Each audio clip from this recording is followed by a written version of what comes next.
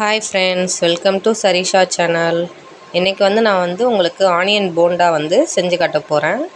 So அதுக்கு onion நல்லா ஃபைனாக நல்லா சாப் பண்ணி வச்சுக்கணும். இந்த மாதிரி ரிங்காக நல்லா சாப் பண்ணி வச்சுக்கிட்டிங்கன்னா நல்லா அந்த போண்டாக்கு சூப்பராக இருக்கும். நல்லா பிசைஞ்சு விட்டுருங்க ஆனியன் அப்போ தான் அதில் ஈரத்தன்மை விடும் நல்லா. இப்போது தேவையான இன்க்ரீடியன்ட்ஸ் பார்த்துடலாம். கொஞ்சம் கொத்தமல்லி, கொஞ்சம் மைதா மாவு, கடலை மாவு 1 கப்பு, 1/4 கப்பு போல் அரிசி மாவு, பச்சை மிளகா 2 பச்சை மிளகா எடுத்திருக்கேன், ஃபைனாக சாப் பண்ணி வச்சுருக்கேன். தேவையான அளவு வெறும் மிளகாத்தூள், அப்புறம் உப்பு.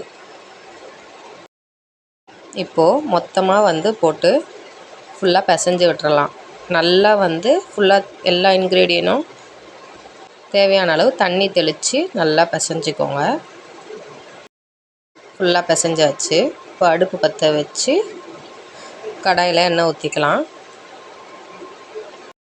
எண்ணெய் நல்லா சூடு ஏறட்டும். அதுக்கப்புறம் நம்ம பிசைஞ்சு வச்ச அந்த போண்டா எடுத்து எண்ணெயில் விட்டுறலாம்.